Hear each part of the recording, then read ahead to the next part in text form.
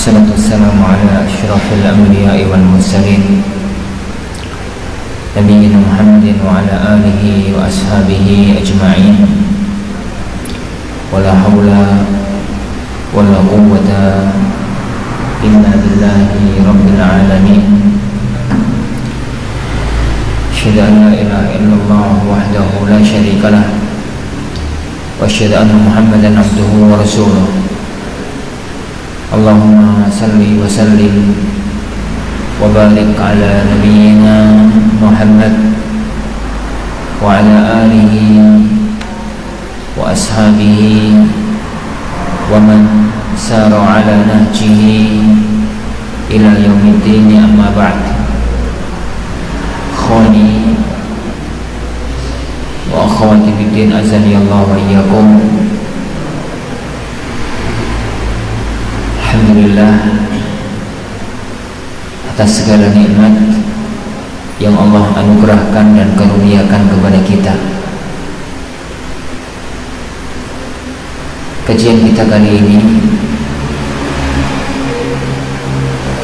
berbeda dengan kajian-kajian yang biasa kita pelajari, yaitu mempelajari kitab Umdah Al-Ahkam oleh Al-Imam Abdul Ghani Al-Maqdisi rahimahullahu ta'ala. Kita hari ini akan membicarakan satu masalah yang membuat anak ingin bicara,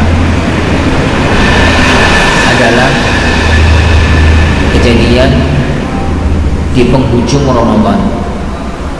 Kejadian di penghujung Ramadan kemarin,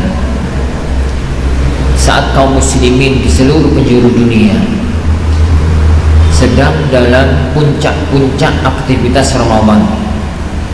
Di hari-hari akhir Ramadan berusaha memperjuangkan mendapatkan malam-malam Lailatul Qadar, dan di penghujung hari-hari Ramadan tiba-tiba kita dikejutkan oleh kasus Gaza. Kembali bumi Baitul Maqdis bergejolak oleh kebrutalan bangsa Yahudi, saudaranya kera dan babi. Kejadian itu meluas, mencuat ke permukaan, menjadi pembicaraan skala internasional. Saya tidak akan berbicara tentang kasus itu secara khusus, karena untuk membicarakan kasus itu secara khusus ada orang-orang yang memang punya hak berbicara, dan saya termasuk orang-orang yang tidak punya hak untuk berbicara. Karena bicara tentang kasus semacam itu butuh kita tahu apa sebenarnya fakta yang terjadi di sana. Kemudian baru kita dudukkan dengan dalil-dalil syar'i yang ada, dan itu tidak hak semua orang. Itu adalah hak orang-orang yang diberikan oleh Allah ilmu yang mapan, ar-rasikhina fil ilm, oleh para ulama-ulama kita, untuk membicarakan masalah sekelas itu. Tapi yang akan kita bicarakan adalah tentang masalah lain, tentang masalah Masjid Al-Aqsa yang menjadi ajang perebutan tiga agama, Yahudi, Nasrani, dan kaum muslimin. Ada apa dengan Masjid Al-Aqsa? Kenapa kita harus berbicara tentang Aqsa? Apa saja keutamaan Masjidil Aqsa dan sejarah Al-Aqsa dari awal berdirinya sampai zaman belakangan ini. Dan kalau ada waktu, kita bicarakan apa yang seharusnya kita perbuat terhadap Masjid Al-Aqsa. ikhwah dan para akhwat yang dimuliakan oleh Allah Subhanahu wa taala. Yang pertama, sebelum kita beranjak lebih lanjut membahas mengenai masalah ini, kita bahas dulu tentang definisi Masjid Al-Aqsa. Masjid itu dinamakan dengan Al-Masjid Al-Aqsa. Al-Aqsa artinya adalah Al-Ab'ad, yang paling ujung, yang paling jauh. Kenapa masjid itu dinamakan dengan masjid yang paling jauh, masjid yang paling ujung? Penamaan itu adalah penamaan yang sudah ada sejak zaman kenabian. Allah Subhanahu wa taala menyebutkan istilah Masjidil Aqsa dalam ayatnya, Subhanalladzi asra bi'abdihi laylan minal masjidil harami ila al-masjidil aqsa. Masya Allah yang telah memperjalankan seorang hambanya pada waktu malam hari dari Masjidil Haram ke Masjid Al-Aqsa. Jadi istilah itu ada di zaman itu. Kenapa Masjid Al-Aqsa dinamakan dengan Masjid Al-Aqsa? Karena tempat ibadah paling jauh, paling ujung yang diketahui oleh orang-orang Mekah zaman itu, oleh orang-orang Arab, adalah tempat ibadah yang ada di Palestina, di Baitul Maqdis. Jadi kalau ditinjau dari orang-orang Mekah di zaman itu, saya katakan sekali lagi, di zaman itu 14 abad sebelum kita, orang-orang Mekah itu kan memiliki kebiasaan berdagang ke luar negeri. Li'ila fi Quraisy ila fihim rihlatash syita'i was-sayf. Demi kebiasaan orang-orang Quraisy yang mereka itu melakukan perjalanan pada waktu dingin, pada waktu panas. Perjalanan itu perjalanan dagang. Dari Mekah kalau musim dingin mereka ke Yaman. Yaman tatkala itu ada dua model agama. Ada sebagiannya orang-orang Majusi, tapi secara umum Yaman adalah negeri Nasrani di zaman itu, ya, di zaman itu kita bahas zaman itu. Kemudian mereka juga melakukan perjalanan ke negeri Syam, ke negeri Syam. Lah, di negeri Syam itu negeri yang paling jauh yang mampu dijangkau orang pada waktu itu. Mereka ke arah barat nggak mampu menjangkau, karena itu butuh apa? Kapal. Karena ke arah barat dari Mekah itu kan Laut Merah, dan itu butuh jangkauan kapal, sedangkan alat kendaraan pada waktu itu hanya onta. Kalau ke arah timur pada waktu itu tidak ada negara, tidak ada masyarakat peradaban besar. Yang ada adalah Yaman dan Syam. Jadi Persia, Romawi ada di sebelah utara, sedangkan negeri Yaman ada di sebelah selatan. Mereka yang berdagang berangkat ke negeri Yaman dan juga berangkat ke negeri Syam. Lah, di ujung negeri Syam itulah letak Palestina. Di situ ada satu tempat ibadah tua yang sudah berdiri sekian lama, tempat ibadah paling ujung kalau dalam tinjauan orang-orang Mekah pada waktu itu. Makanya orang-orang Mekah menyebut tempat itu dengan Masjid Al-Aqsa, masjid yang paling jauh, masjid yang paling ujung, tempat ibadah yang paling jauh dalam pandangan orang-orang Mekah. Itu sebab penamaan.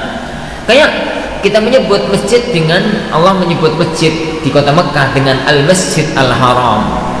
Haram itu ada dua arti. Arti yang pertama haram dalam arti nggak boleh, haram.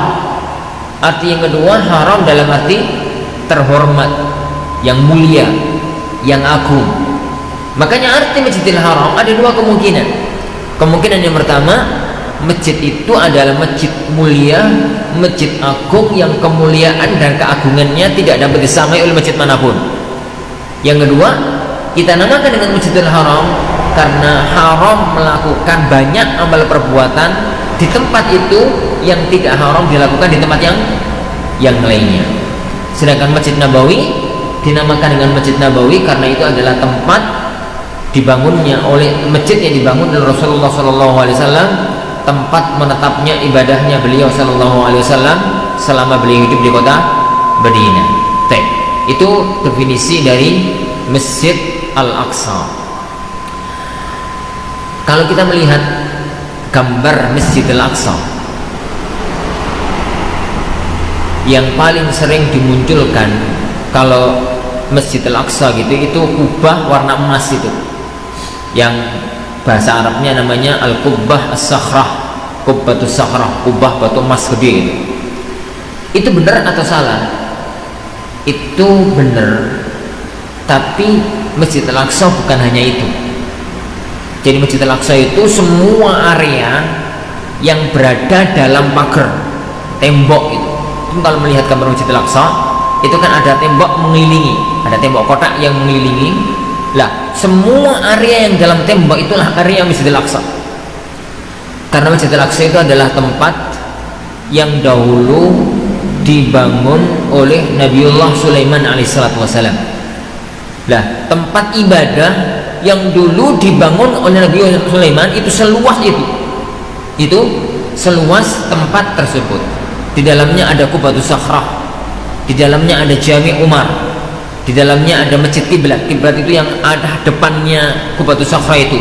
Di dalamnya ada area-area yang lain. Semua itu area Masjid apa? Al-Aqsa.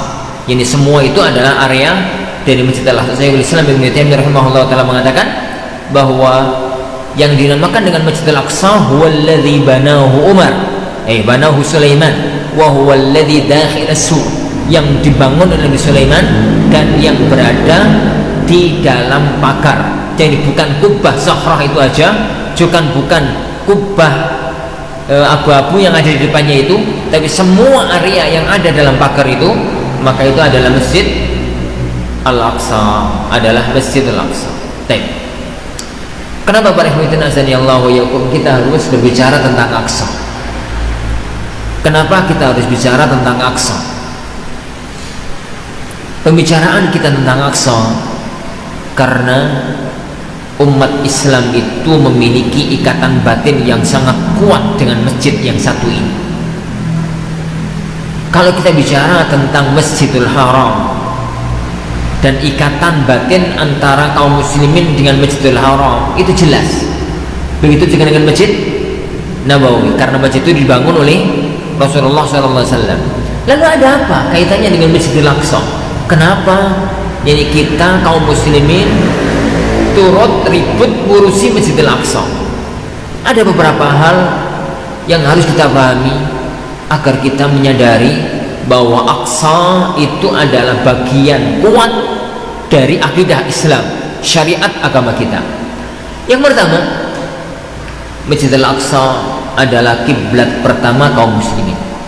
Masjidil Aqsa itu kiblat pertama kaum muslimin. Rasulullah SAW pada waktu beliau 13 tahun di kota Makkah, sholatnya menghadap Masjid Al-Aqsa. Dan 17 atau 18 bulan setelah pindah ke kota Madinah, sholatnya juga menghadap Masjid Al-Aqsa. Baru di bulan Sya'ban tahun kedua Hijriyah, Allah Subhanahu wa taala memindahkan kiblat dari Masjidil Aqsa menuju Masjidil Haram, menuju Ka'bah Al-Musyarrafah. Karena Rasulullah SAW itu sejak di kota Makkah itu sudah sholat. Jadi jangan dipahami, satu pemahaman yang perlu akan diluruskan adalah sholat itu pertama kali setelah Isra dan Mi'raj. Itu hal yang perlu diluruskan sebagai sejarah, yani tasyri', sejarah syariat. Jadi sholatnya Rasulullah SAW itu mengalami 3 tahap. Sholatnya Rasulullah SAW itu ada 3 tahap. Yang pertama namanya sholatun mutlaqah, sholat mutlak. Sudah ada perintah sholat, tapi sholatnya model apa, berapa rakaat, kapan waktunya, itu belum ada ketentuannya. Pokoknya sholat. pokoknya sholat, dan itu sejak awal kenabian, dan sholat jenis inilah sholat yang sering kita dapati di kitab-kitab sejarah, bagaimana Rasulullah SAW sholat di Masjidil Haram terus diganggu oleh orang-orang musyrik. Sholat apa itu? Sholat yang pertama ini. Sholat ini pokoknya sholat, gak jelas ketentuan waktunya, berapa rokaatnya, kapan, bagaimana tata caranya, pokoknya sholat itu yang nyampe kepada kita. Sholat ini adalah dari awal kenabian sampai sebelum Isra dan Mi'raj, dan itu sholatnya menghadap Masjid Al-Aqsa secara hati nurani. Rasulullah SAW itu pengen gitu sholatnya itu menghadap Ka'bah, karena Ka'bah itu sejarahnya adalah Nabi Ibrahim dan Nabi Ismail yang merupakan garis keturunan Rasulullah Muhammad sallallahu alaihi wasallam. Sedangkan Masjid Al-Aqsa garis jadi sejarahnya itu adalah sebagaimana yang kita bahas, adalah garis keturunan Nabiullah Ishaq. Ibrahim itu kan punya dua anak, Ismail dan Ishaq. Nabi Ismail itulah yang menurunkan orang-orang Arab dan menurunkan Rasulullah Sallallahu Alaihi Wasallam. Sedangkan Ishaq itulah yang menurunkan nabi-nabi Bani Israel dan kaum Bani Israel. Sehingga jadi tatkala ikatan sejarah Ka'bah itu ikatan sejarahnya dengan Ismail, sedangkan Baitul Maqdis Masjidil Aqsa ikatan sejarahnya dengan Nabi Ishaq. Maka hati nuraninya Rasulullah SAW itu kepingin agar sholatnya itu menghadap tempat yang dibangun oleh Nabiullah Ismail, yaitu Ka'bah. Tapi syariat pada waktu itu memerintahkan agar sholatnya menghadap ke arah Baitul Maqdis yang merupakan kiblat para nabi-nabi Bani Israil. Tidak ada masalah pada waktu beliau masih di kota Mekah. Kenapa? Karena beliau bisa menggabungkan antara syariat dengan keinginan sendiri. Bagaimana caranya? Jadi beliau mampu bisa menggabungkan antara syariat dengan keinginan hati yang tidak bertentangan dengan syariat. Jadi kalau gambarannya sini itu Palestina, ini Madinah, Mekah itu di sini. Jadi ini Madinah, ini Palestina, Mekah itu di sini.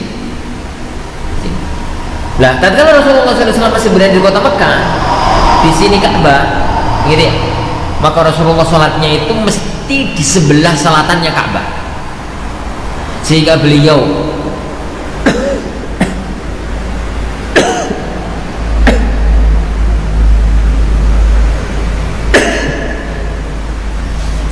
mengikuti syariat, sholatnya menghadap ke arah utara Masjidil Aqsa. Juga beliau menuruti keinginan pribadi beliau, yaitu sholatnya menghadap ke arah Ka'bah. Dan semacam itu amal baik. Contoh ya ikhwan, kalau di negeri kita itu sudah ada adat istiadat yang berlaku, yang itu dianggap sebagai satu kebajikan dan satu kebaikan di negeri ini. Kemudian datang syariat dengan membawa ajaran yang lain. Maka lihat, kalau adat istiadat itu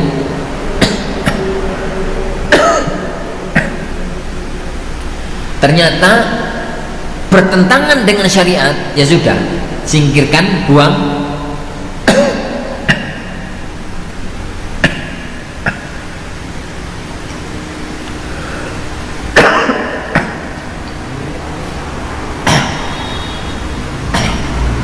Buang adat, gitu ya.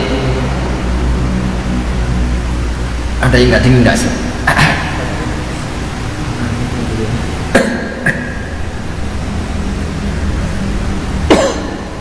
Kenapa ya? Enggak batuk Anda. Tiba-tiba serak. Sudah nggak apa-apa, insyaallah. Nggak usah Mas. Dia. Anda nggak kena kipas. Ngomong apa tadi? Kalau ternyata adat itu bertentangan dengan syariat, ya sudah, buang adat tersebut. Semacam adat istiadat negeri kita dulu, kalau wanita itu kan pakai pakaian embenan itu sudah dianggap sopan, lumrah, normal, santun, baik gitu.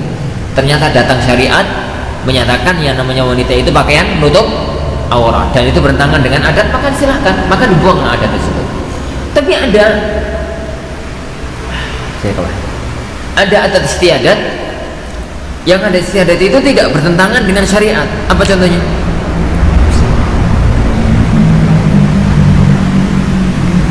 Wewan tegur sapa kalau ketemu. Adatnya negeri kita kalau ketemu itu kan tegur sapa. Adat istiadat tegur sapa ini tatkala Islam datang, yang diajarkan oleh Allah dan Rasulnya bukan tegur sapa, tapi salam. Lah, dalam kondisi semacam itu para ikhwan azanillahu wa iyyakum, pertanyaannya adalah apakah tegur sapa itu bertentangan dengan syariat, bertentangan dengan salam? Jawabannya tidak. Tegur sapa itu beda dengan salam, tapi tidak bertentangan dengan salam. Maka kalau mau tetap tegur sapa tanpa meninggalkan syariat, silakan, nggak ada masalah. Dalam artian salam dan tegur sapa, ketemu sama Mbak, assalamualaikum Mbak, saking pundi gitu. Saking pundi itu kan adat, salamnya itu yang syariat, dan itu nggak perlu dipertentangkan, dan itu diajarkan kepada kita oleh Rasulullah SAW. Keinginan hati pribadi beliau sholatnya menghadap Ka'bah, tapi syariatnya sholatnya menghadap Masjidil Aqsa. Maka yang dilakukan adalah sholat selama di kota Mekah itu sholatnya di sebelah selatan Ka'bah, sehingga beliau melaksanakan, mengerjakan yang beliau inginkan menghadap Ka'bah, dan itu beliau juga melakukan syariatnya. Itu dari awal kenabian sampai peristiwa Isra dan Mi'raj. Beberapa waktu sebelum hijrah, Allah Subhanahu wa taala memerintahkan atau membawa Rasulullah sallallahu alaihi wasallam untuk Isra dan Mi'raj. Ada satu perintah, namanya perintah apa? Salat 5 waktu. Perintah salat 5 waktu. Ada perubahan hukum salat. Yang sebelumnya itu salat mutlak, sekarang ada waktunya yang jelas. Salat di 5 waktu: zuhur, asar, maghrib, isya, subuh. Tapi semua sholatnya 2 rakaat kecuali maghrib 3 rakaat. Jadi itu sholat saat awal turun dari Isra Mi'raj. Selama beliau di kota Mekah, sholatnya masih menghadap Baitul Maqdis sampai beliau pindah ke kota Madinah. Lah, di kota Madinah inilah mulai muncul masalah. Kan ini Madinah di sini Mekah, di sini Palestina. Keinginan hati beliau menghadap ke Ka'bah, syariatnya menghadap ke Baitul Maqdis. Dalam kondisi ini berarti keinginan hati bertentangan dengan syariat. Maka Rasulullah SAW menjalankan syariat meskipun harus meninggalkan keinginan pribadi beliau. Beliau sholat ke arah Masjid Al-Aqsa, meninggalkan Ka'bah. Tapi keinginan hati itu nggak dapat ditolak. Beliau itu pengen gitu agar hukum itu dirubah oleh Allah, sholat menghadap ke Masjid Al-Aqsa, dipindah ke arah Ka'bah. Dan di zaman itu masih mungkin, namanya hukum nasikh dan mansukh, ada yang menghapus dan ada yang dihapus. Di bulan Sya'ban tahun kedua Hijriah, di bulan Sya'ban tahun kedua Hijriah. Rasulullah SAW itu datang ke Madinah kan di bulan Rabi' al-Awwal, di bulan Sya'ban tahun kedua Hijriah. Maka turunlah firman Allah Subhanahu wa taala, qad nara taqalluba wajhika fis sama' falanuwalliyannaka qiblatan tardaha fawalli wajhaka syatral masjidil haram. Kami telah melihat bagaimana wajahmu itu bolak-balik menghadap ke langit, maka kami akan jadikan engkau berpaling menghadap ke kiblat yang kau senangi. Maka sekarang hadapkanlah wajahmu menghadap ke arah Masjid Al-Haram. Wallahu a'lam. Itu sejarah yang menunjukkan kepada kita bahwa Masjidil Aqsa, Baitul Maqdis itu memiliki ikatan sejarah yang sangat kuat dengan kaum muslimin. Kenapa? Karena dia adalah kiblat pertama kaum muslimin. 13 tahun Rasulullah SAW di kota Mekah salatnya menghadap Masjidil Aqsa, dan 17 atau 18 bulan saat beliau di kota Madinah salatnya menghadap ke arah Masjid Al-Aqsa. Baru setelah Sya'ban tahun kedua Hijriah salat dirubah oleh Allah menghadap ke arah Masjid Al-Haram, ke arah Ka'bah Al-Musyarrafah. Wallahu a'lam. Itu yang pertama. Yang kedua Masjid Al-Aqsa adalah tempat bersejarah semua nabi-nabi Bani Israel.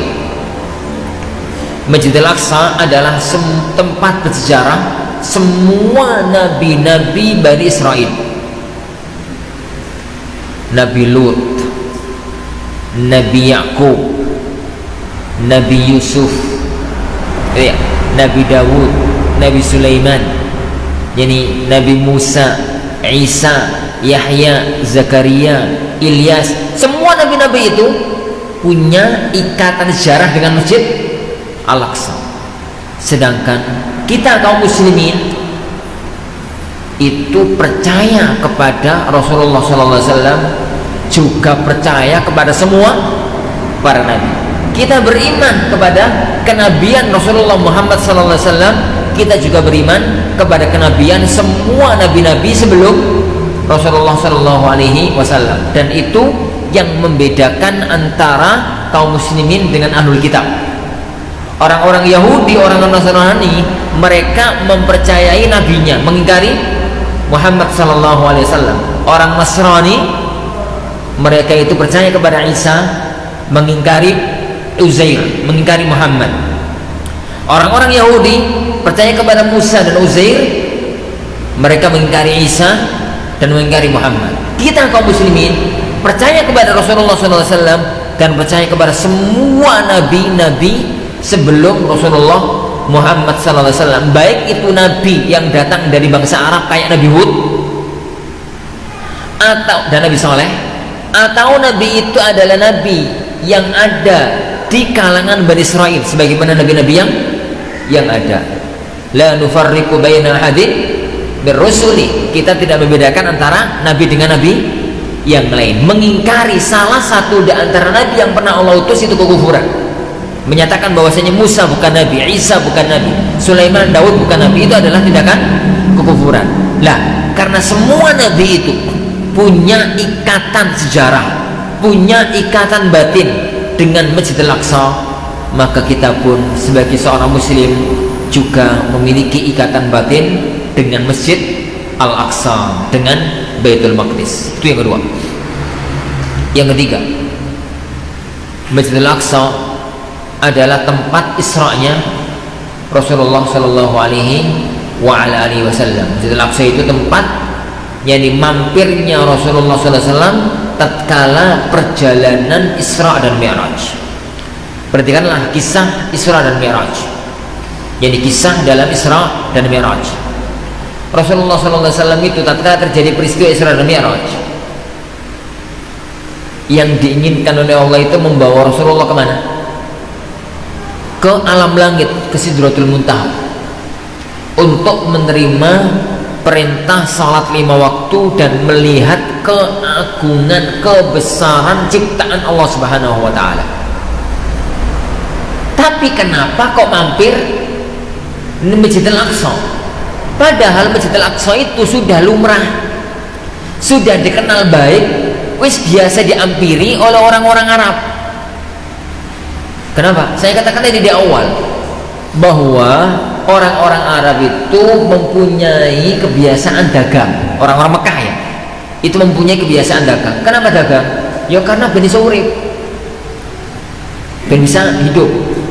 Mereka itu kan orang negeri Mekah, yang ada di sekitar kota Mekah itu kan adanya itu cuma anggur sama korma. Anggur itu banyaknya di Taif, korma itu banyaknya di Yathrib. Padahal makanan pokok orang Mekah, orang Arab pada waktu itu apa? Syair, gandum. Ya, makanan pokok pada waktu itu gandum. Gandum itu adanya di mana? Gandum itu adanya di Yaman dan adanya di Syam pada waktu itu. Oleh karena itu, yang mereka lakukan adalah barang-barang yang ada di Mekah. Barang-barang yang ada di kota Mekah itu mereka persiapkan, ya kormo, ya anggur, kismis itu loh, zabib, kismis, ya kormo, dan barang-barang Mekah yang lain itu mereka persiapkan. Mereka persiapkan, ya tumpuk banyak misalkan begitu. Mereka lalu melakukan perjalanan jauh gitu sampai ke Syam. Di negeri Syam, semua barang-barang yang mereka miliki selama di kota Mekah mereka jual. Ya ono kormo, ya ono kismis, ya ono ini, ya ono itu mereka jual. Sebulan setengah barang entek. Kemudian uang yang mereka dapatkan digunakan untuk membeli barang-barang yang ada di negeri mereka. Ya gandum, ya ini, ya itu dibawa ke kota Mekah. Jadi mereka ngerti, kenal dengan Masjidil Aqsa itu biasa. Mereka hidup di negeri mereka itu sebulan, 2 bulan, 3 bulan tiap tahun, bukan perkara yang aneh. Jadi tatkala Rasulullah SAW yang memang mau dibawa oleh Allah ke Sidratul Muntaha, diampirkan oleh Allah, jadi mampir ke Masjidil Aqsa, seandainya bukan karena agungnya, mulianya Masjidil Aqsa bagi kaum muslimin, maka nggak ada perlunya jadi dari kota Mekah, Masjidil Haram ke Masjid Al-Aqsa baru ke Sidratul Muntaha. Mampirnya Rasulullah SAW ke Aqsa itu menunjukkan bahwasanya Masjidil Aqsa memiliki ikatan kuat dengan kita kaum muslimin. Yang keempat, Masjidil Aqsa itu milik kita. Tanah Palestina itu milik kaum muslimin. Negeri itu dulu dibebaskan oleh Umar bin Khattab dari tangan orang-orang Nasrani, dan dibebaskan berikutnya oleh Al-Imam Salahuddin Al-Ayyubi rahimahullah ta'ala juga dari kalangan orang-orang Nasrani. Sekarang Masjidil Aqsa jatuh ke wilayah kekuasaan orang-orang Yahudi, dan kita tidak pernah tahu di tangan siapakah nanti Masjidil Aqsa itu akan kembali ke tangan kaum muslimin dari cengkraman orang-orang Yahudi. Jadi tanah itu adalah negeri kaum muslimin sejak zaman dahulu kala, dan baru belakangan ini negeri itu dikuasai oleh orang-orang Yahudi. Baru belum sampai 100 tahun. Negeri yang mereka sebut dengan negeri Israel itu kan berdiri tahun 1948. Itu pun areanya masih kecil, dan mereka menguasai area Gaza, mereka menguasai area yang di Palestina yang segitu luasnya, meskipun belum semuanya. Itu baru belakangan ini, hari-hari yang di belakangan ini. Wallahu a'lam. Nah, itu kenapa? 4 sebab. Kenapa masih banyak sebab-sebab yang lain yang menyebabkan bahwasanya seorang muslim itu harus menempatkan posisi Masjidil Aqsa sebagaimana dia menempatkan posisi Masjidil Haram, Masjid Nabawi. Meskipun tidak sekuat Masjidil Haram, tidak sekuat Masjid Nabawi, tidak sekuat Masjidil Haram karena itu adalah kiblat kita yang sekarang, dan tidak sekuat posisi Masjid Nabawi karena itu adalah masjidnya Rasulullah SAW. Tapi Masjidil Aqsa juga mempunyai posisi yang kuat di tangan kaum muslimin karena itu adalah tempat yang memiliki ikatan batin dengan kita. Dia adalah kiblat pertama kaum muslimin. Yang kedua itu negeri para nabi. Yang ketiga tempat Isra'nya Rasulullah SAW. Yang keempat bahwasanya itu adalah negeri kaum muslimin yang pernah dikuasai oleh kaum muslimin sejak zaman Umar bin Khattab radhiyallahu anhu, yang berincang insyaallah nanti dalam sejarah perkembangan Masjid Al-Aqsa. Perhatikan azani Allah wa yakum. Apa saja keutamaan Masjid Al-Aqsa?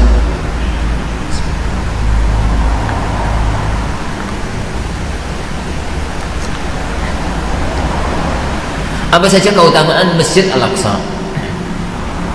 Masjid Al-Aqsa itu berada di tempat yang Allah berkahi.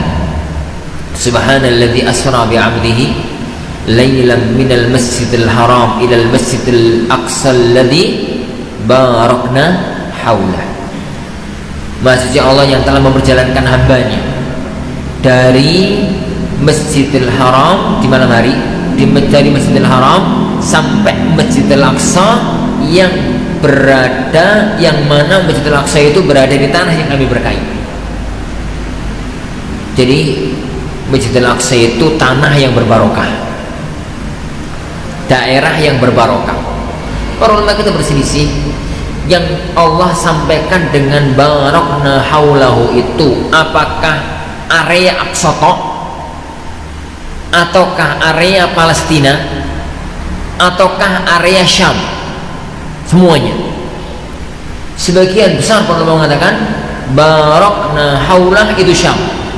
Syam secara umum mencakup Suriah, jadi Lebanon, Palestina yang sekarang dikuasai oleh orang-orang Yahudi itu, dan mana? Jordania. Itu negeri Syam, negeri yang Allah berkahi, negeri yang Allah Subhanahu wa taala berkahi. Itu yang pertama. Yang kedua, Allah Subhanahu wa taala menyebut tanah itu, tanah Palestina itu dengan al-ardhul muqaddasah, negeri yang suci, negeri yang disucikan.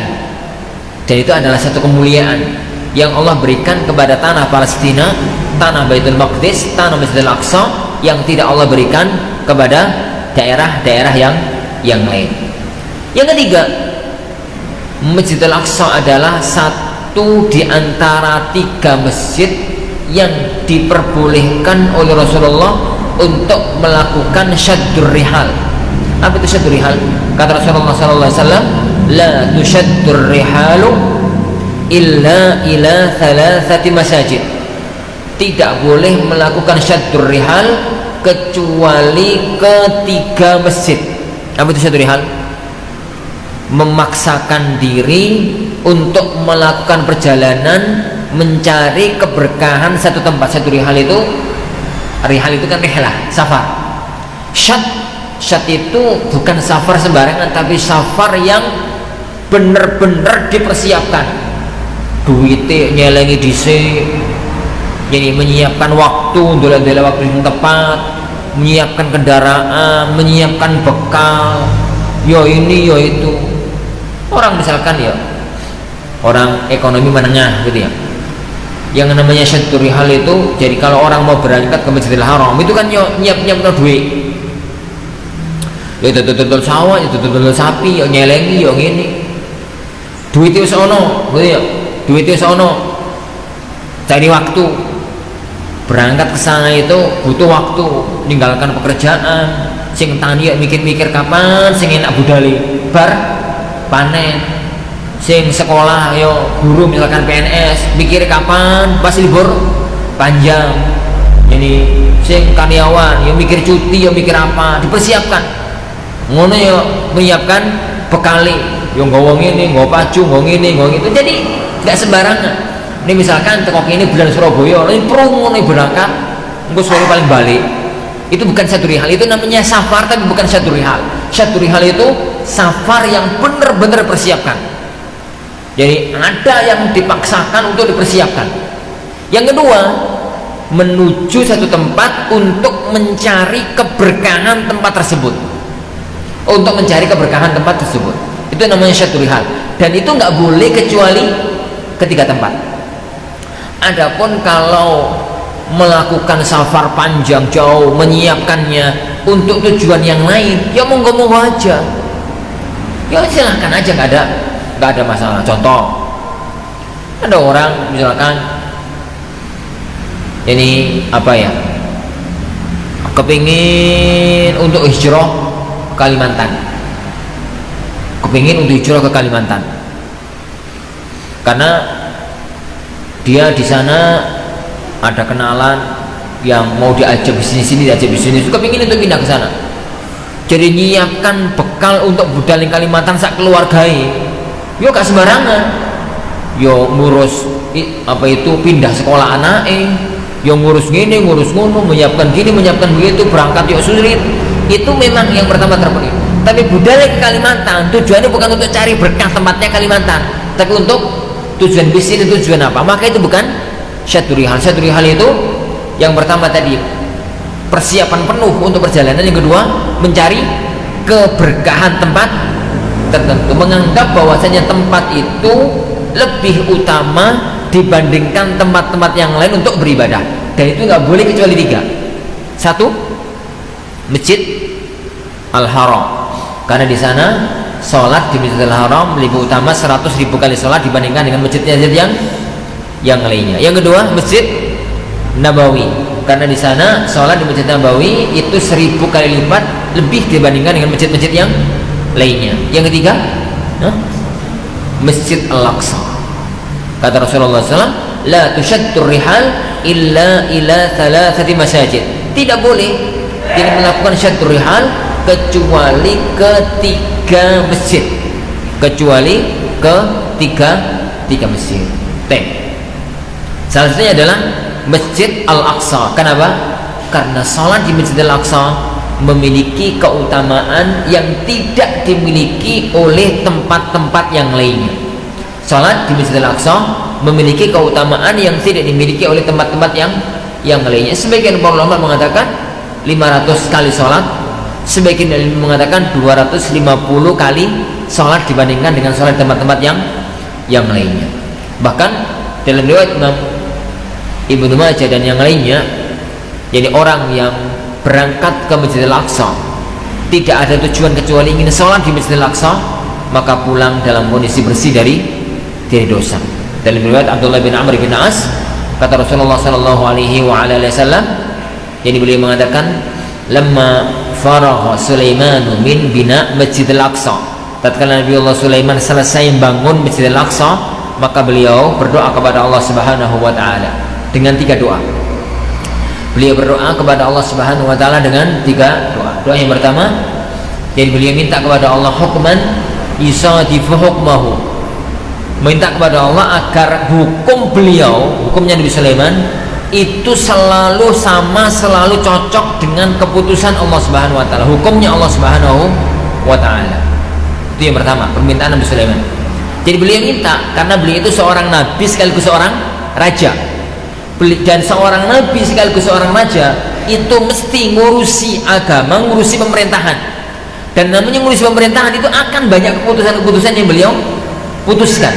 Beliau minta kepada Allah Subhanahu wa taala agar semua keputusannya beliau itu sesuai dengan keputusannya Allah. Semua hukumnya beliau sama dengan keputusannya atau hukumnya Allah Subhanahu wa taala. Itu permintaan yang pertama. Yang kedua, agar beliau diberi kekuasaan yang tidak pernah diberikan kepada orang siapapun selain beliau.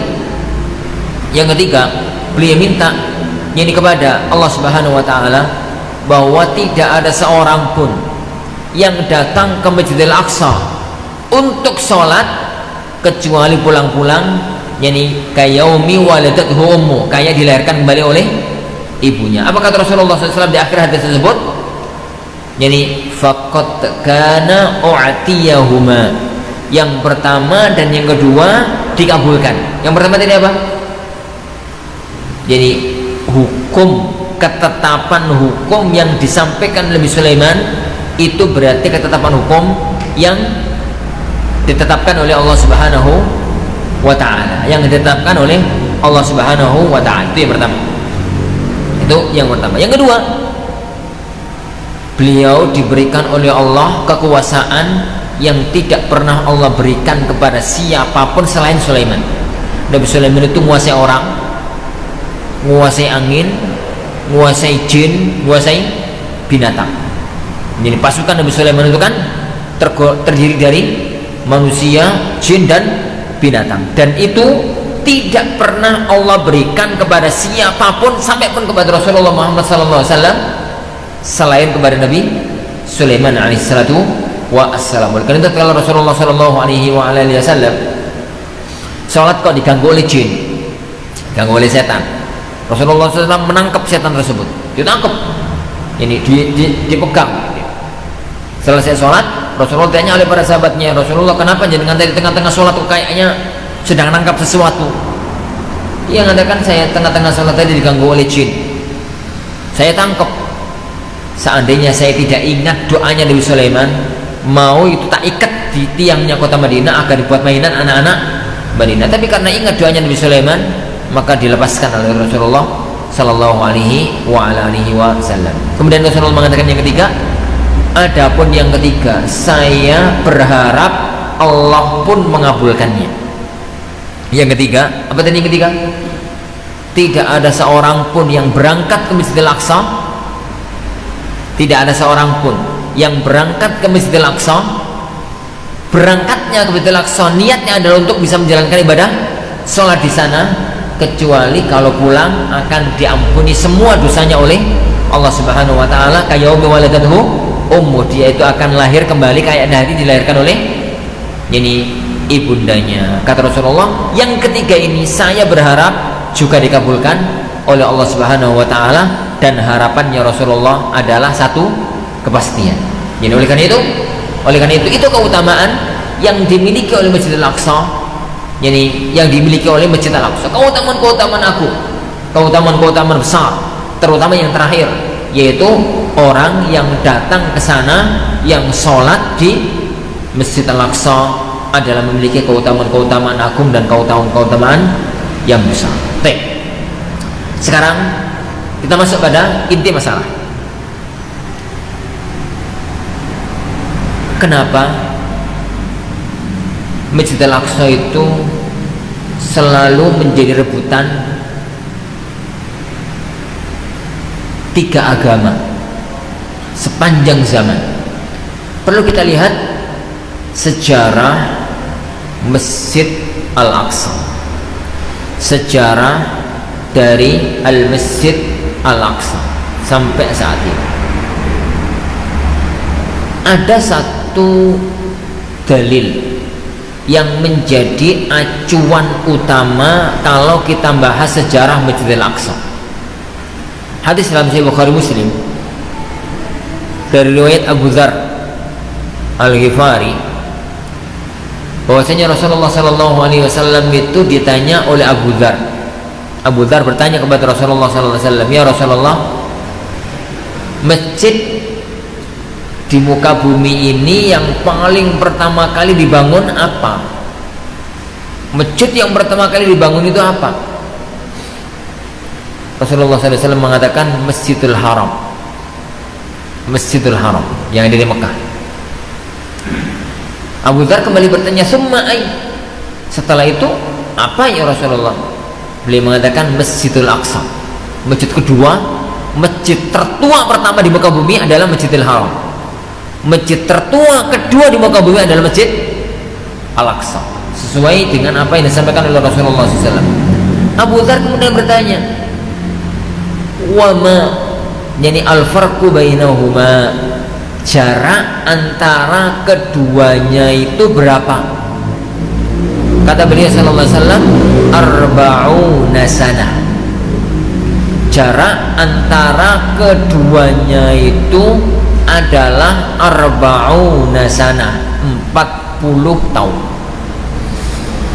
Ini dalil yang ada dalam Sahih Bukhari Muslim, menjadi acuan pokok kalau kita bahas sejarah berdirinya Masjidul Aqsa. Karena Masjidil Aqsa itu didirikan 40 tahun setelah berdirinya Ka'bah, Masjidil Haram, Ka'bah Al-Musyarrafah. Maka mau tidak mau kita bicara tentang sejarah berdirinya Ka'bah, sejarah dibangunnya Ka'bah. Sejarah dibangunnya Ka'bah ada beberapa versi. Yang paling mencuat ke permukaan dua. Pertama, Ka'bah dibangun di zaman Nabi Adam. Yang kedua, Ka'bah dibangun di zaman Nabi Ibrahim. Di zaman Nabi Ibrahim. Yang kedua itu yang masyhur di kalangan kita. Tapi yang masyhur di kalangan para ulama sejarah adalah yang pertama. Yang masyhur di kalangan para ulama sejarah adalah yang pertama, bahwa Ka'bah itu dibangun sejak zaman Nabi Adam alaihissalatu wassalam. Yang dilakukan oleh Nabi Ibrahim itu bukan bangun Ka'bah, tapi meninggikan pondasi bangunan yang sudah ada. Makanya bahasa Al-Quran pada waktu mensifati yang dilakukan oleh Nabi Ibrahim dan Nabi Ismail itu adalah wa idh yarfa'u Ibrahimul qawa'ida minal baiti wa Ismail. Bahasa Allah Subhanahu wa taala dalam Al-Baqarah tatkala menyebutkan yang dilakukan oleh Nabi Adam, oleh Nabi Ibrahim alaihissalatu wassalam adalah wa idh yarfa'u Ibrahimul qawa'ida minal baiti wa Ismail. Tatkala Nabi Ibrahim meninggikan al-qawa'ida minal bait, pondasi Baitullah, bareng dengan Nabi Ismail. Dohir dari ayat ini berarti pondasi ini wis ono. Yang dilakukan Nabi Ibrahim itu meninggikan bangunan. Pondasi ini wis ono, yang dilakukan itu meninggikan bangunan. Dan itu selaras dengan ayat yang lain. Pada waktu Allah Subhanahu wa taala menceritakan tatkala Nabiullah Ibrahim alaihissalam membawa istri dan anaknya Ismail ke lembah tanpa tanaman, tanpa tumbuhan, tanpa binatang. Jadi kan Nabi Ibrahim gitu ya, itu hidup di mana ya Nabi Ibrahim? Ibrahim itu tinggalnya di mana hidupnya? Di negeri Kanaan. Kanaan itu mana? Kanaan itu mana? Negeri Kanaan itu negeri Syam, masuk wilayah Irak dikit, masuk wilayah Mesir dikit. Itu negeri Kanaan. Dulu istilahnya negeri Kanaan terus hilang. Ganti Syam, Irak, Mesir. Gitu. Jadi, beliau tinggal di area Syam. Di area Syam. Punya istri namanya Sarah. Gitu, punya istri namanya Sarah. Sarah itu wanita yang sangat cantik jelita. Sangat cantik. Makanya salah satu cucunya itu mewarisi kecantikannya. Siapa? Nabiullah Yusuf. Nabiullah Yusuf itu kan cucunya Sarah. Nabi Ibrahim nikah dengan Sarah, punya anak Ishak. Nabi Ishak punya anak Yakub. Nabi Yakub punya anak Yusuf alaihissalatu wassalam. Nabi Ibrahim itu ada keperluan berangkat ke negeri Mesir bersama istrinya Sarah. Di negeri Mesir tatkala itu diperintah oleh seorang raja yang wedoan, dolim terus wedoan. Pokoknya ono wong ayu titik ono mesti direbut. Singkat cerita, antum tahu lagi saya itu bagaimana kemudian Sarah direbut oleh pasukan kerajaan, dihadapkan kepada rajanya, kemudian mau diperkosa begitu, mau dikumpuli, kemudian ternyata rajanya jadi stroke, gak bisa berbuat apa-apa. Singkat cerita, nggak mau bahas itu panjang. Jadi raja itu ngomong kepada anak buahnya, yang kalian bawa ke hadapanku itu gak menungso tapi jin. Wes bebasin no. Lah setelah dibebaskan, Ibrahim sama Sarah diberi hadiah oleh raja tadi budak namanya Hajar. Jadi Hajar itu budaknya raja yang dihadiahkan kepada Sarah. Akhirnya pulang dari Mesir bertiga, Nabi Ibrahim dan istrinya dan budak istrinya, budak dari Sarah, bukan budak dari Ibrahim ya, budak dari Sarah. Singkat cerita, pernikahan Nabi Ibrahim dengan Sarah lama nggak punya anak. Sarah mesaknik sama suaminya, kepingin anak tapi nggak punya anak. Akhirnya beliau karena baktinya sama suaminya, piye carane duwe anak, akhirnya beliau perintahkan atau minta kepada suaminya, Mas sampean nikah oneh, tapi nikahi karo Hajar. Dalam arti dalam dunia kewanitaan ini wajar lah. Jadi kan Sarah menginginkan istri kedua dari suaminya itu tidak memiliki derajat apapun di atas dia, sosial, budak. Jadi kecantikan Hajar yo ora pati ayu koyo Sarah, dan statusnya itu kan Hajar ini mantan budaknya Sarah. Jadi kira-kira gak semacam-macam lah. Kira-kira itu gak semacam-macam. Akhirnya nikahlah dengan Hajar. Allah takdirkan cepat punya anak, lahirlah Ismail.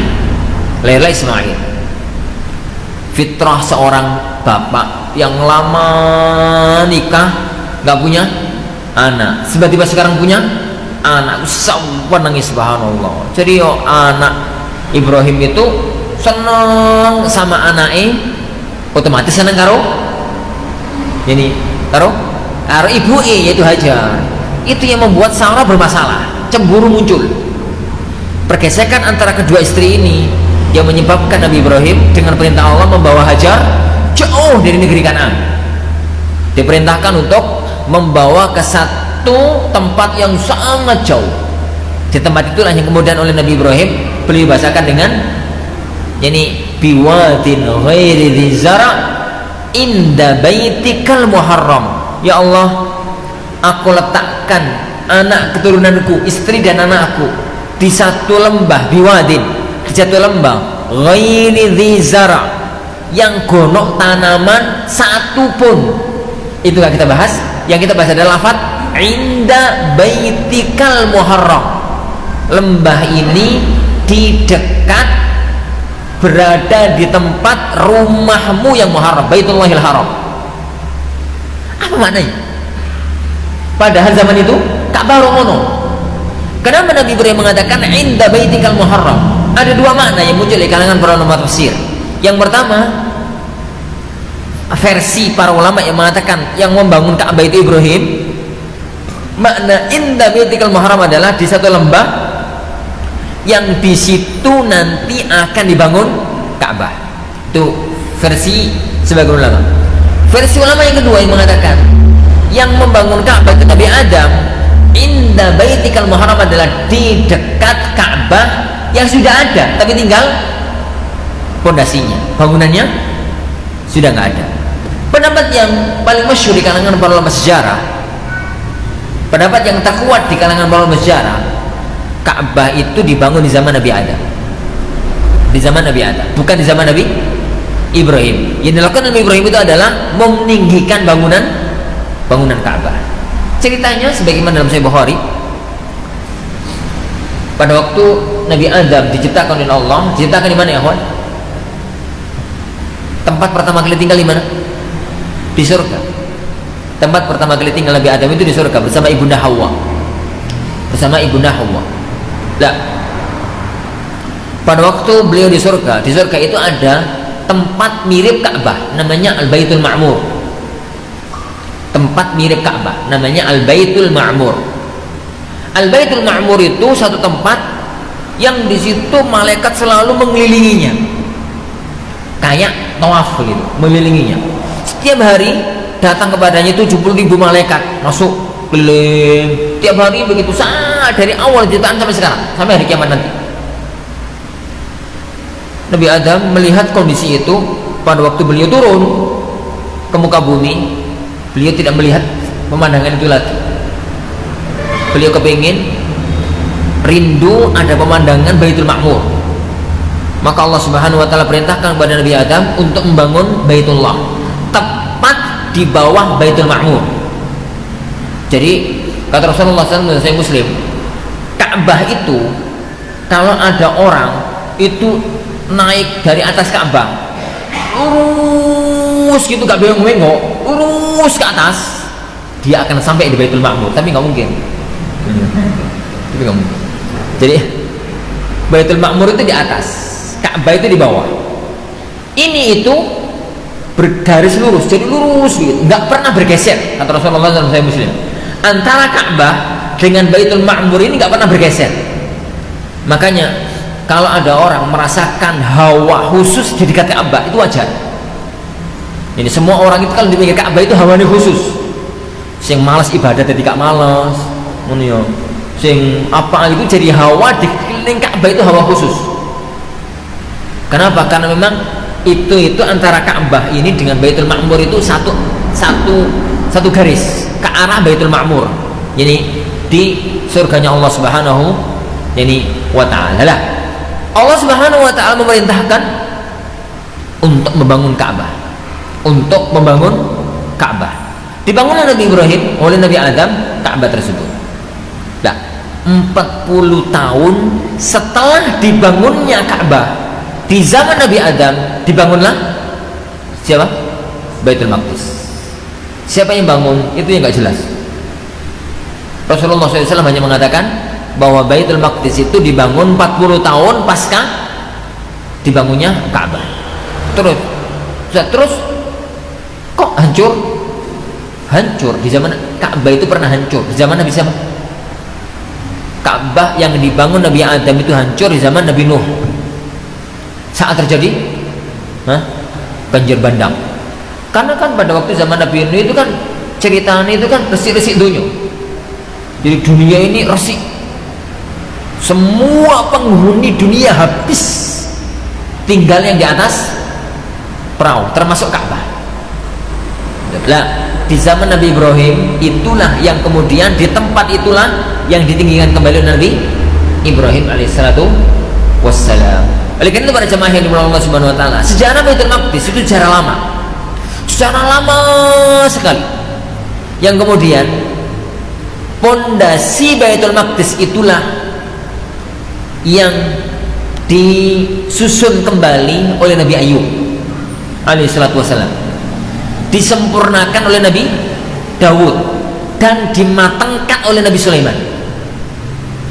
Jadi bangunan Baitul Maqdis yang sekarang, Baitul Masjidil Aqsa yang sekarang, yang pagar, bisa bayangkan antum bangunan, tanya sama Mbak Google lah, ini yang ada di pagar tembok keliling bentuk kotak itu yang bangun Nabi Sulaiman, seluas itu. Sebelumnya Nabi Daud, sebelumnya lagi Nabi Ayub, dan sebelumnya lagi itu yang ketahuan, tapi yang jelas itulah yang dibangun oleh Nabi Sulaiman, itulah yang namanya Masjidil Aqsa, yang namanya masjid yani Al-Aqsa, yani wallahu a'lam. Pada waktu jaya-jayanya kekuasaan Nabiullah Sulaiman yani alaihi salatu yani wassalam, wallahu a'lam. Para jemaah yang dimuliakan Allah Subhanahu wa taala, Nabi Daud itu nabi dan raja, punya anak Sulaiman, nabi dan raja. Nabi Sulaiman itu punya anak, tapi gak jadi nabi, hanya mewarisi kekuasaan ayahnya. Tabiati penguasa ikut tukaran, rebutan kekuasaan. Makanya kan rojo ini dua anak lanang loro, itu sedih. Napa? Rojo ini dua anak lanang karo ini teko permaisuri, iku sedih. Napa? Mesti tukaran. Nek satu lanang satu wedok mending. Lanang satu dari permaisuri satu dari selir, itu nggak masalah. Tapi sama-sama dari permaisuri. Hancurnya Majapahit dengan perang Maregrek kan gara-gara itu. Ini gara-gara itu, dan hancurnya banyak negara itu kan gara-gara ini semacam itu. Perhelatan antara Demak, Pajang, Mataram kan gara-gara itu. Ini gara-gara itu, gitu ya. Dan macam-macamnya. Sejarah Indonesia ini nggak jauh dari nggak jauh dari itu. Nabi Sulaiman mewariskan anak yang raja, bukan seorang nabi. Itu karena akhirnya kejayaan besar Nabi Sulaiman meredup dan runtuh, dikuasai oleh negeri-negeri lain. Saat Baitul Maqdis Palestina dikuasai oleh negeri lain, itulah bangunan yang pernah dibangun oleh Nabi Sulaiman dihancurkan. Tinggal satu tembok yang gak hancur. Satu tembok itulah yang sekarang dipakai meratap oleh orang-orang Yahudi. Namanya apa? Tembok ratapan. Itu sisa bangunan Nabi Sulaiman yang masih ada sampai sekarang. Yang masih ada. Kok masih, Ustaz? Ya masih, zaman Nabi Ibrahim masih kok. Jadi bangunan-bangunan semacam itu, jadi masih bangunan-bangunan lama. Tuaan mana? Jadi tuaan mana antara bangunan itu dengan piramid Mesir? Mirip-mirip saya katakan. Piramid Mesir seutuh tuh. Piramid Mesir itu masih utuh. Sebenarnya kalau bangunan Nabi Sulaiman itu masih utuh, tapi karena kekuasaan pernah bangunan itu dihancurkan. Nyisa satu tembok tersebut. Nyisa satu ini tembok tersebut. Jadi dari satu penguasa ke penguasa yang lain, dari satu penguasa ke penguasa yang lain, gitu ya. Jadi akhirnya sampai di zaman Nabiullah Muhammad SAW, Palestina berada di bawah kekuasaan orang-orang di zaman Rasulullah SAW. Palestina di bawah kekuasaan orang-orang Romawi, di bawah kekuasaan orang-orang Romawi. Singkat cerita, waktunya nggak ngatasi. Singkat cerita, jadi sampai kemudian pada waktu perang Khandaq, Rasulullah SAW itu gali apa? Parit. Ada batu gede yang menghalangi parit. Para sahabat saking gedenya gak mampu mengatasi. Rasulullah SAW diwaduli oleh para sahabatnya, wes diperkuli, Pak Lunin dipukul oleh Rasulullah SAW, pecah sepertiga, keluar cahaya. Jadi beliau mengatakan Allahu Akbar. Jadi kemudian pukul lagi, jadi keluar cahaya kedua, pukul lagi, keluar, hancur batu tersebut. Rasulullah SAW tanya oleh para sahabatnya, ya Rasulullah, ngapain jenengan tadi? Tatkala aku pukul yang pertama, aku melihat istana merah, istana kuning. Itu isyarat bahwa nanti negeri Romawi akan dikuasai oleh kaum muslimin, karena istana Romawi itu emas, jadi berselimutkan emas, jadi kuning. Yang kedua yang boleh lihat adalah istana putih, jadi gedung putih, orang gedung putih Amerika. Jadi istana putih itu negeri Persia, karena istana mereka itu berlapis perak. Dan yang ketiga adalah negeri Yaman. Apa yang disampaikan oleh Rasulullah SAW di tahun ke-5 Hijriah saat peristiwa perang Khandaq, itu pula lah yang diisyaratkan oleh Heraklius di tahun ke-7 Hijriah pasca Hudaybiyah. Hudaybiyah itu kan terjadi pada tahun ke-6 bulan Dzulqa'dah tahun ke-6 Hijriah. Salah satu di antara isinya adalah gencatan senjata selama 10 tahun. Rasulullah SAW pulang di awal tahun ke-7 terjadi perang Khaybar. Kekuatan Mekah lemah karena gencatan senjata. Kekuatan Khaybar, kekuatan Yahudi satu-satunya hancur. Rasulullah SAW sudah merasa tenang, maka beliau ingin mengembangkan sayap dakwah secara damai ke negeri-negeri luar Arab.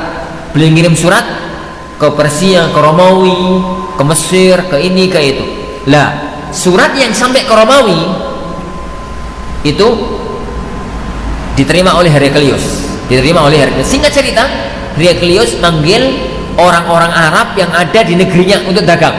Dipanggil, ternyata rombongannya siapa? Abu Sufyan. Ditanya ngalor ngidul ngulon gitu ya, nabi yang orang yang aku jadi nabi ini siapa? Gini. Telah dijawab oleh Heraklius, dijawab oleh Abu Sufyan. Heraklius mengatakan, kalau yang kamu sampaikan itu benar, maka dia akan menempati tempatku ini. Maksudnya dia akan menguasai negeriku ini, negeri Syam, negeri Baitul Maqdis. negeri Bait al-Maqdis. Itu yang disampaikan oleh Julius, dan itu baru terjadi, terwujud kapan? Tahun 15 Hijriah, di zaman Umar Ibn Khattab radhiyallahu anhu. Lah, sejak zaman Umar itulah Baitul Maqdis berada dalam wilayah kekuasaan kaum muslimin. Setelah sebelumnya dikuasai oleh orang-orang Romawi, Nasrani, sebelumnya dikuasai oleh orang-orang yang lain, jadi dikuasai oleh orang-orang yang sejak runtuh setelah zaman Nabi Sulaiman alaihi assalatu wassalam. Jadi alaihi salatu wassalam, begitu ya. Kemudian Khulafaur Rasyidin, Bani Umayyah, Bani Abbasiyah, negeri itu ada negeri kaum muslimin. Sampai tatkala kaum muslimin itu sudah ribut urusan duit, kekuasaan, jabatan, maka Allah Subhanahu wa taala mengadab mereka. Palestina kembali jatuh ke tangan orang-orang Romawi, orang-orang salib, dan baru Allah kembalikan di tangan Salahuddin al-Ayyubi rahimahullahu taala sampai beberapa waktu sebelum kita. Dan di abad ini Allah takdirkan Baitul Maqdis berada dalam wilayah kekuasaan orang-orang Zionis, orang-orang Yahudi. Dan kita nggak pernah tahu di tangan siapakah nanti Allah akan mengembalikan Baitul Maqdis. Yang pasti nanti Baitul Maqdis akan kembali ke tangan kaum muslimin, karena Rasulullah SAW mengatakan, la taqumus sa'ah hatta yuqatilal muslimun al-yahud. Tidak akan pernah bangkit dari kiamat sampai orang-orang muslim itu membantai, menghabisi orang-orang Yahudi. Orang-orang Yahudi itu bersembunyi di balik batu, di balik pohon. Faqala al-hajar wa syajar, batu dan pohon berbicara, ya muslim ya Abdullah, warai yahudiyun fata'ala faqtulhu. Di belakangku ada orang Yahudi, kemari bunuhlah dia.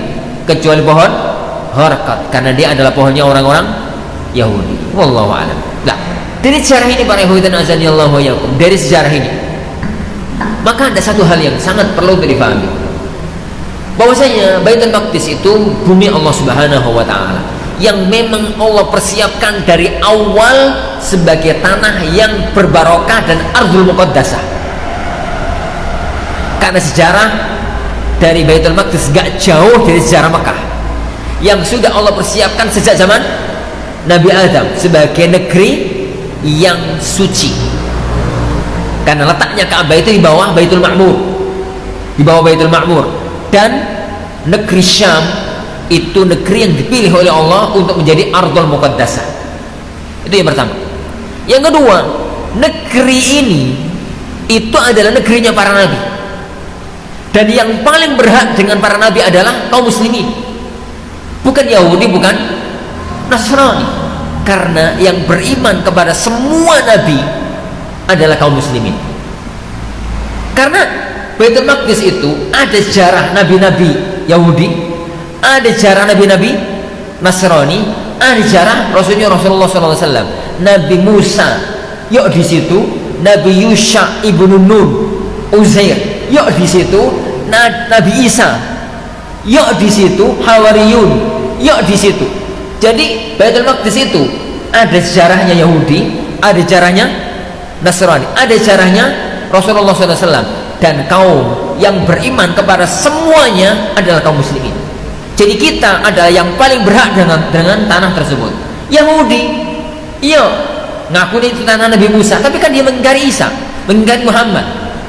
Isa mana? Siapa ya? Nasrani mempercayai Nabi Isa, mengingkari Uzair, mengingkari Yusha ibnu Nun, mengingkari Muhammad sallallahu alaihi wasallam. Dan yang mempercayai semua nabi yang punya ikatan sejarah dengan Baitul Maqdis adalah kaum muslimin. Itu yang kedua. Itu yang kedua. Yang ketiga, negeri itu sejak zaman Nabi, sejak zaman siapa? Umar bin Khattab adalah negeri kaum muslimin. Dan pernah direbut oleh orang-orang salib, kembali ke tangan kaum muslimin di tangan Salahuddin al-Ayyubi. Dan belum sampai 100 tahun berada di bawah kekuasaan orang-orang Zionis. Belum sampai 100 tahun. Karena negeri Yahudi itu berdiri tahun 1948. Sekarang kita 2021, belum sampai 100 tahun, masih 80-an tahun yang lalu, masih 80 tahunan yang lalu. Sebelum itu, negeri itu adalah negeri kaum muslimin.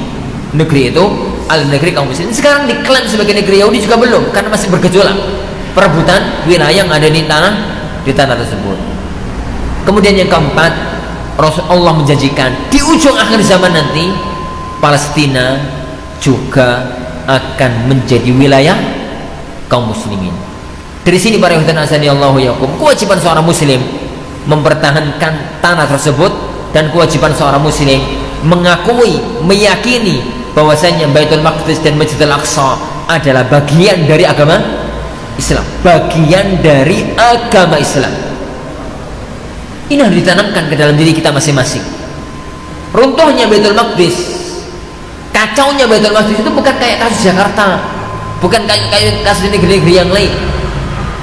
Kalau kita misalkan ada negeri Chechnya, Rohingya, negeri-negeri lain yang bergejolak, itu kita murni hanya karena ukhuwah sama muslim.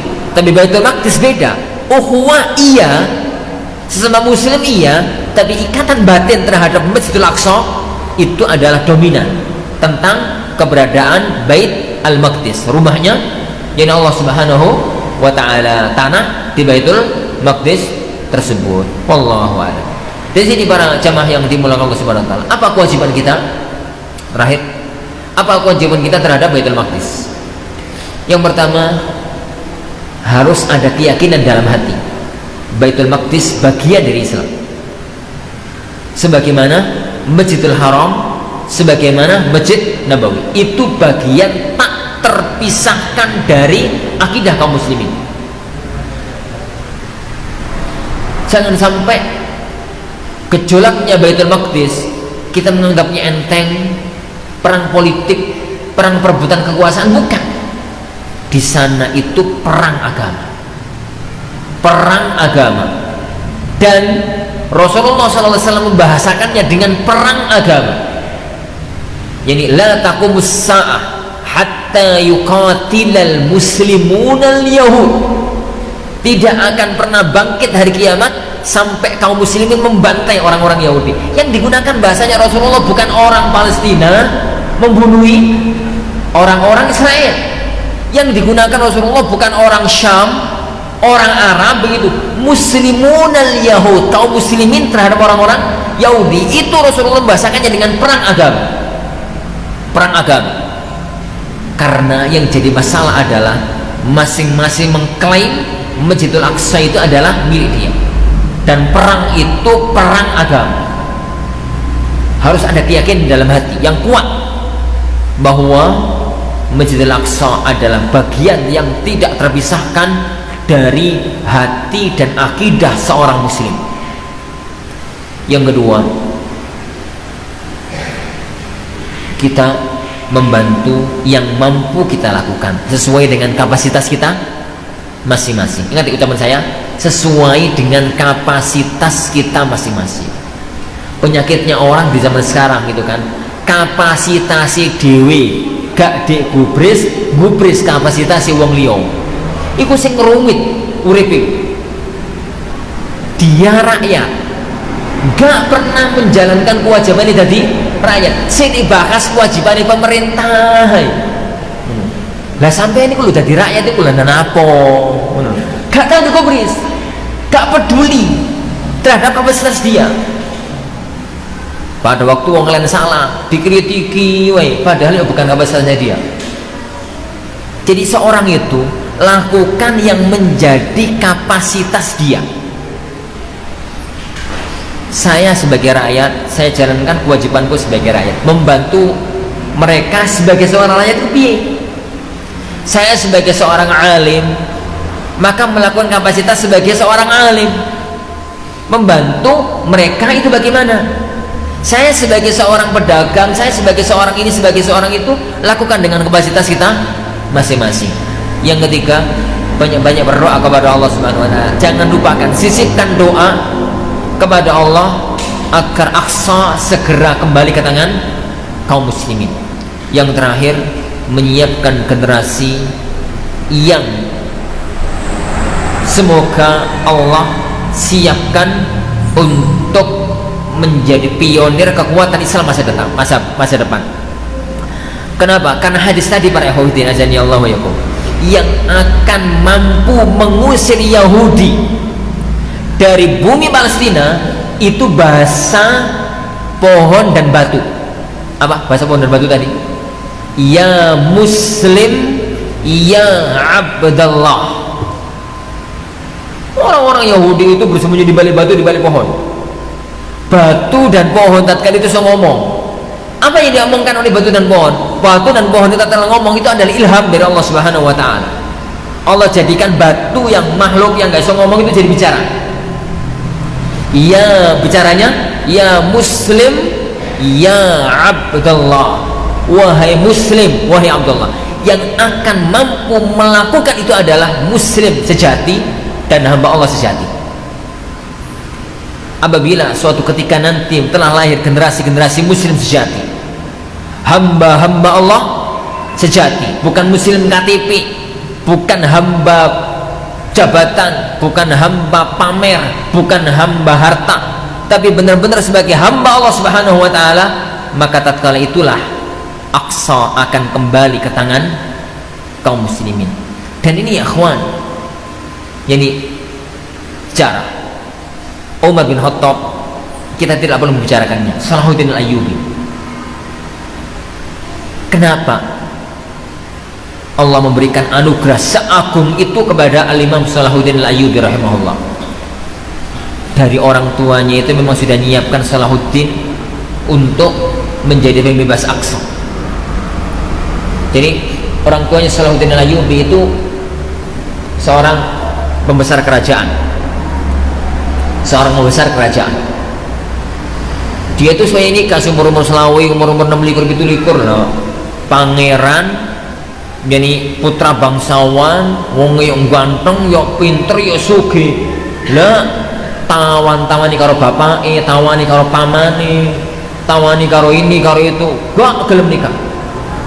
Dia itu mau nikah, jadi dia ngomong sama paman-pamannya, man, aku itu mau nikah hanya dengan seorang wanita yang di rahimnya akan lahir pembebas Masjidil Aqsa. Lha piye carane goleki? Sampai suatu ketika dia di rumah pamannya, saya ingat anak, pamannya itu salah satu pembesar kerajaan yang lebih besar daripada dia. Pada waktu ngomong-ngomong, tiba-tiba datang seorang wanita di balik hijab. Dia mengatakan, ya Syekh, saya datang untuk minta bantuan. Iya, ada apa ukhti? Saya wanita begini. Saya bisa minta tolong pada sampean. Apa? Carikan saya suami. Keinginanmu apa? Gitu. Saya nggak menginginkan yang macam-macam. Saya hanya pengen satu. Saya ingin engkau carikan aku suami yang dari benihnya akan lahir pembebas Masjidil Aqsa. Omongan wanita itu kedengar oleh bapaknya Salahuddin. Langsung ngomong, paman, nikahkan aku dengan dia. Gak ngerti wong koyo apa, elek apa gak elek, pokoknya dari dua laki-laki dan perempuan yang sekuat itu tekadnya kepada Allah, lahirlah Salahuddin al-Ayyubi. Lahirlah Salahuddin al-Ayyubi rahimahullah. Maka gak heran ya ikhwan, Al-Imam Salahuddin al-Ayyubi rahimahullah sebagaimana diceritakan oleh Al-Imam Ibnu Katsir dalam Al-Bidayah wa Nihayah, tatkala perang dahsyat, perang berkecamuk antara pasukan beliau dengan pasukan salib, tengah malam jelang-jelang subuh itu beliau menyiapkan pasukannya. Jadi beliau meriksa pasukannya. Kemah-kemah begitu. Ono kemah-kemah sing wis ono lampune, berarti wong isani. Maksudnya sholat malam. Ono sing isek gelap, gulita. Berarti wong isek turu. Dengan memacu kudanya, beliau menunjuk kepada kemah-kemah sing wis tangi wongi, wis sholat malam maksudnya. Beliau mengatakan, wallahi min hauna ya'ti nasr. Demi Allah, dari kemah-kemah itulah akan datang kemenangan. Kemudian beliau menunjuk ke kemah-kemah yang saya turu, minha huna ta'til hazimah, dari kemah-kemah itu akan datang kekalahan. Itu prinsip ya kawan, seorang muslim, prinsip seorang muslim, bahwasanya beliau yakin seyakin-yakinnya kemenangan itu datang dari mereka. Keimanan, kekuatan, ketakwaan itu pondasi utama meraih kemenangan, sampai pun dalam laga bersenjata. Lah,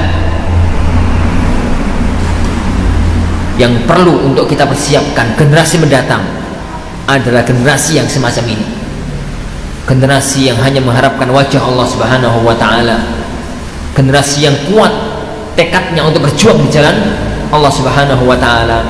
Jika Allah sudah melihat orang itu muncul dan generasi itu muncul, maka Aqsa akan dengan mudah Allah kembalikan ke tangan kaum muslimin, ke tangan jadi kaum muslimin. Wallahu a'lam.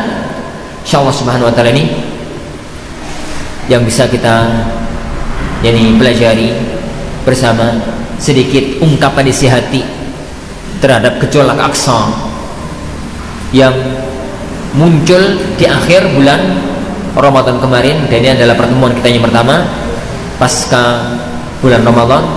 Mudah-mudahan memberikan kepada kita pemahaman bahwa Palestina bukan sembarang negara. Masjidil Aqsa tidak sama dengan masjid-masjid yang lain, tidak sama dengan area-area yang lain, tapi itu adalah satu tempat yang benar-benar mempunyai ikatan batin yang kuat dengan kita kaum muslimin dimanapun yang kita berada. Wallahu a'lam. Ini apabila ada yang mau disampaikan, monggo, barakallahu fikum. Masih ada ya.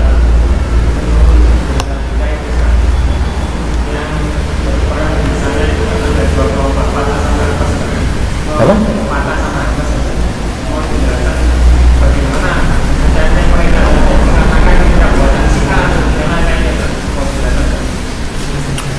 Bukan kapasitas saya untuk bahas itu.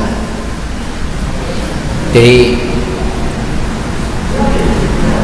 kita hanya mampu deteksi dari berita Mbah Google, dan berita Mbah Google itu nggak jelas.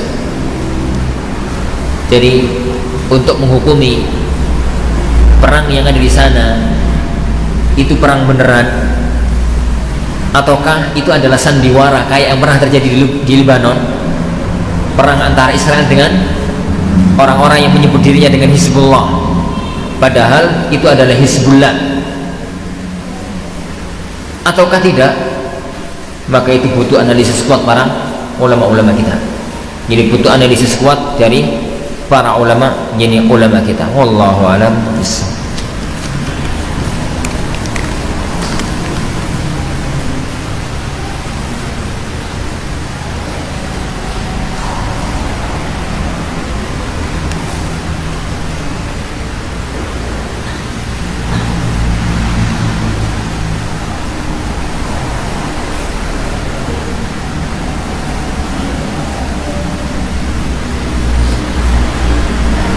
Pertanyaan tapi sudah kita bahas. Secara umum ya, kita nazani Allah ya, apa yang kita lakukan terhadap Aqsa, lakukan sesuai dengan kapasitas kita masing-masing. Minimalnya doa, sisipkan doa, terutama di hari-hari munculnya gejolak Masjidil Aqsa. Meskipun saya yakin gejolak ini akan sampai akhir zaman, karena perang yang ada dalam hadis tadi itu nanti terjadinya di akhir zaman. Dan memang keberadaan orang-orang Zionis Yahudi, keberadaan orang-orang Zionis, orang-orang Yahudi ngumpul di sana, itu memang sudah Allah takdirkan harus kumpul di sana, karena nanti perang akhir zaman kaum muslimin dengan orang-orang Yahudi terjadinya di sana, terjadinya itu di bumi Syam. Dan perhelatan akhir zaman terjadinya pun di negeri Syam, ujungnya itu terjadi di negeri Syam.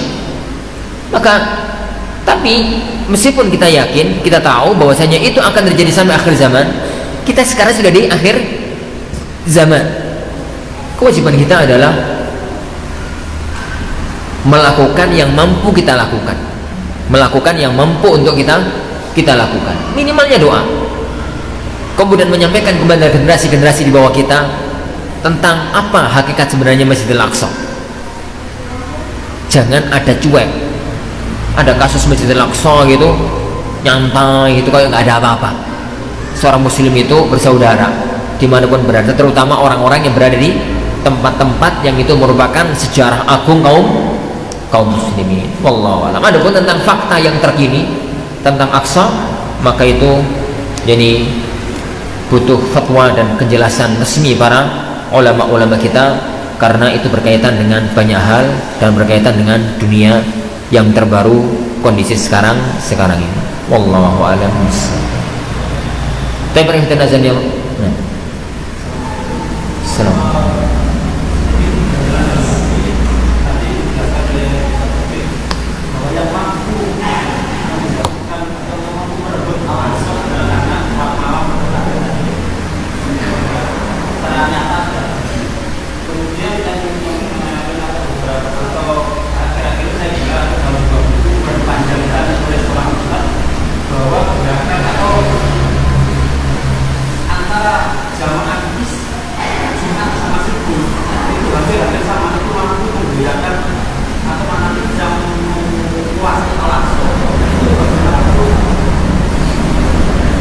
Itu bukan dalil. Itu satu kejadian disebutkan oleh sebagian para ulama sekitar 20-30 tahun yang lalu, tatkala terjadi tragedi berdarah di Masjidil Aqsa. Kaum muslimin dibantai oleh orang-orang Zionis.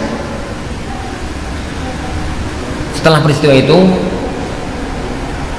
ada upaya pertemuan yang diperakasai oleh PBB kalau nggak salah tatkala itu. Bertemulah tokoh-tokoh dari negeri muslim dengan orang-orang Zionis. Saat terjadi pertemuan itu, sang muslim ini ngomong kepada mereka, bahasa kasarnya gini, saiki nyanyi kamu itu nyanyi guyu-guyu, tertawa sepuas kamu, lakukan apa yang kamu lakukan terhadap kami. Yakinlah suatu ketika nanti kami akan bantai kalian. Suatu ketika nanti, ini omongnya sang muslim yang pada waktu ketemu gitu loh, ya bukan ketemu di rapat ya, pada waktu ketemu gitu ya, pada waktu ketemu di acara yang diperakasai oleh PBB itu. Tapi yakini satu hal, suatu ketika nanti kami akan bantai kalian, sampai batu dan pohon pun akan bantu kami untuk bantai kalian. Itu omongannya begitu. Tak diduga, ternyata sang Zionis, tokoh Zionis itu mengatakan, benar, yang kamu katakan itu benar, yang dikatakan oleh nabimu itu benar. Kami orang-orang Israel, semua orang itu ngerti bahwasanya kami suatu ketika nanti akan dibantai oleh kalian. Tapi yang akan bantai kami itu bukan kamu, bukan kalian sekarang ini. Yang akan bantai kami itu bukan kalian sekarang ini. Loh, ganti yang muslim kaget. Loh, terus apa? Yang akan bantai kami nanti adalah kaum muslimin yang kalau jamaah sholat subuhnya sudah sama dengan jamaah sholat Jumatnya. Dalam artian, kalau suatu ketika nanti yang hadir untuk jamaah sholat subuh itu kayak yang hadir untuk jamaah sholat Jumat, muslim jenis itulah yang akan mampu mengusir kami dari bumi Palestina. Itu salah satu penjabaran yang saya katakan tadi, bahwa muslim yang akan mampu mengusir Zionis dari Palestina adalah ya muslim, ya Abdullah, muslim sejati, Allah tidak akan memberikan anugerah itu kepada sembarang orang. Allah akan memberikan itu orang-orang yang kuat. Syahid berulang ya ikhwan. Ibnu Katsir rahimahullah ta'ala, kalau bukan Az-Zahabi, dalam sejarahnya menceritakan tentang sejarah perang Romawi melawan kaum muslimin di zaman dahulu. Kekuatan Romawi mengerahkan kekuatan penuh, senjata, pasukan, strategi penuh sudah. Terus kaum muslimin biasanya perang itu kan ya orang patek akeh wong senjata ya ala kadarnya gitu. Perang dahsyat terjadi, kalah Romawi. Panglimanya itu dibentak-bentak oleh rajanya. Yang kalian hadapi itu sopo? Wong apa jin? Lah, jumlah kalian menang. Lebih akeh, senjata lebih canggih. Kalian menguasai medan, strategi perang lebih menguasai. Lah kok iso kalah itu lho? Yang kalian hadapi itu wong apa jin? Maka panglimanya mengatakan, wong. Wahai sang paduka, yang kami hadapi itu manusia. Lah kok bisa kalah? Li'annahum yaqumuna al-lail wa yasumuna an-nahar. Yang kami hadapi itu manusia, tapi mereka itu manusia aneh. Nik malam sholat, nik isu, nik awan puasa.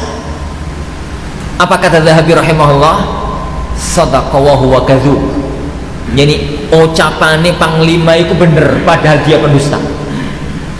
Padahal dia itu pendusta. Kemenangan itu datangnya dengan yang semacam itu. Gak jauh ya kawan. Mana ada cerita teori perang mana bambu runcing iso nglawan tank? Teori perang mana kalau bukan pekikat takbir Allahu Akbar? Negeri ini direbut dari Belanda, direbut dari Inggris dan Jepang adalah dengan kekuatan takbir. Teori perang mana yang mengatakan bambu runcing ngelawan tank, bambu runcing ngelawan tembak?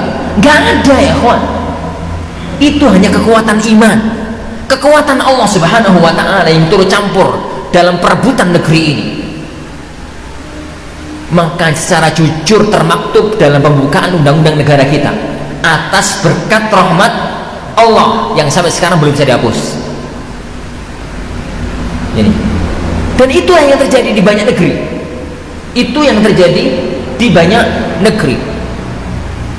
Umar ibn Khattab tatkala mengirim Sa'ad ibn Abi Waqqas untuk menyerang Persia,